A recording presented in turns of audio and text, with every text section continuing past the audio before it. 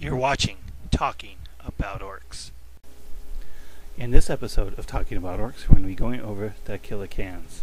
Killikans are really freaking good. Killikans are a walker, and they can come in a vehicle squadron between 1 and 3. They cost a mere 35 points per model. The stats of a Killikan are weapon skill 2, so most things will be hitting them on 3s in close combat.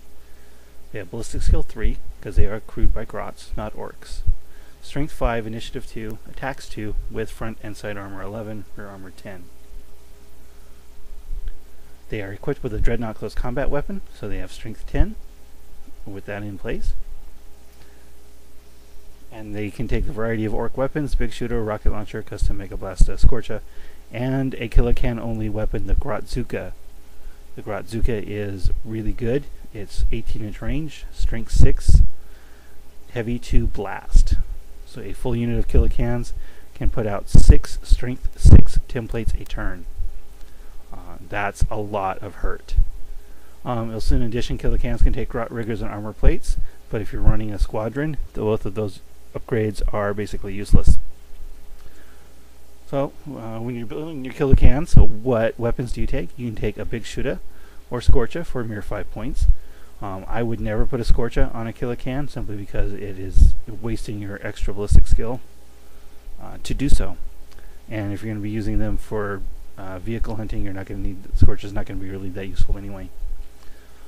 The custom Mega Blaster is also something I would never take. Well, as I've said before, orcs don't need AP2. Don't ever spend points on AP2 when you're playing orcs. You just don't need it.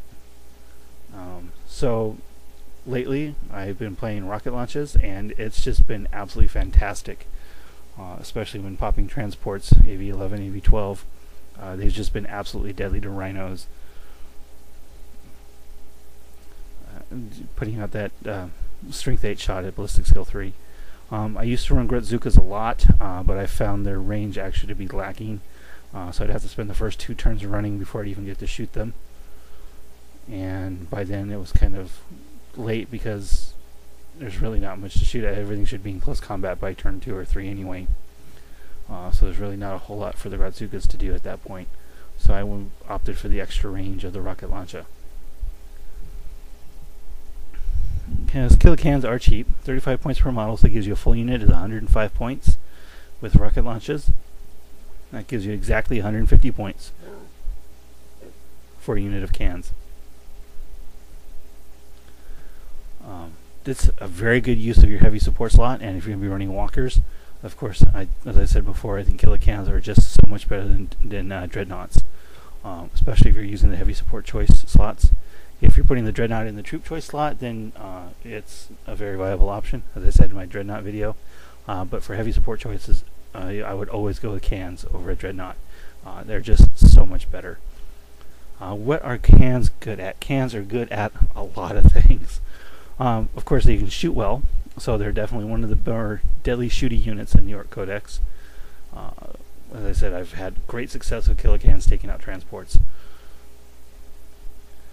They are really good at tar pitting things. They're really good at slowing things down so you can control the charges. Killikans are a good speed bump for a lot of monstrous creatures like Hive Tyrants and Carnifexes. They will, chew through them pretty quickly. And greater demons, being monstrous creatures, they will chew through them pretty quickly.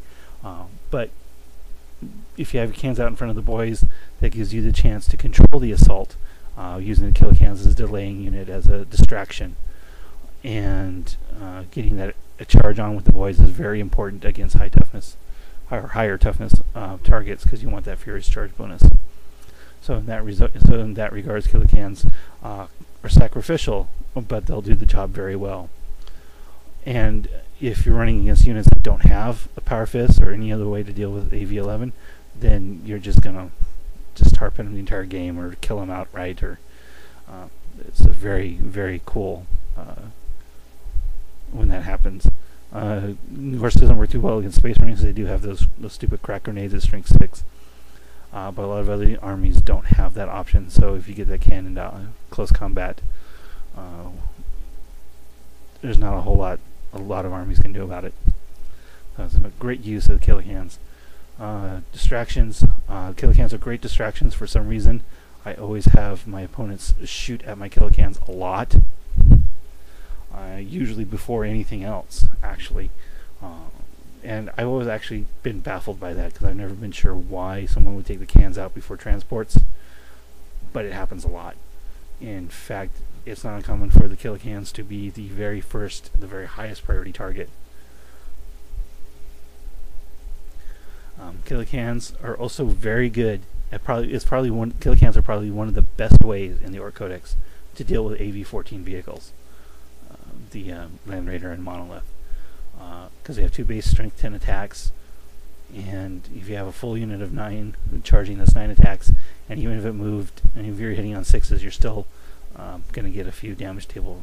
You're still going to get a few good chances to armor pen, and with strength 10, that's about as good a chance as you can hope for.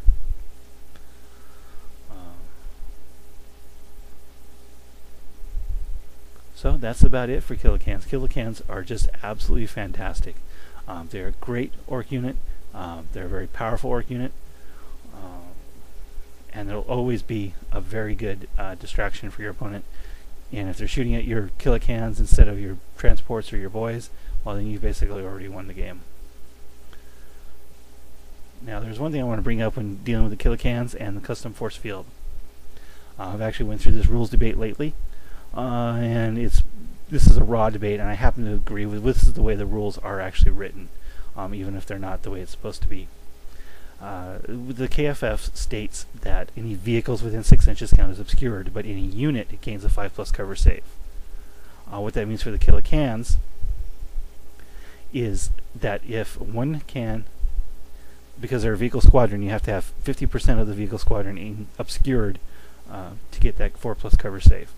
So if only one can is within the KFF, then only one can is obscured. So you're going to end up with the 5+ cover save for being a unit instead of the 4+ obscured save. But if you have 2 cans within the KFF, you have 2 of them obscured, that's more than 50%, and you get that 4+ cover save. And I said I don't necessarily agree with it, but I think it is the way the rules are written. So that's the way I've been playing it lately, where I always keep 2 cans within the KFF. Oh, and here I like to have, this is what I'd like to do someday. One of these days I might build a Killican out of a paint pot.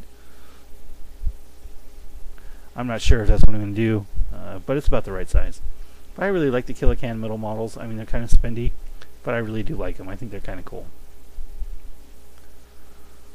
So that's about it, Killicans, for Killicans. And this episode talking about orcs. Killicans are just absolutely fantastic. Great flexibility, a lot of power, both in close combat and shooting,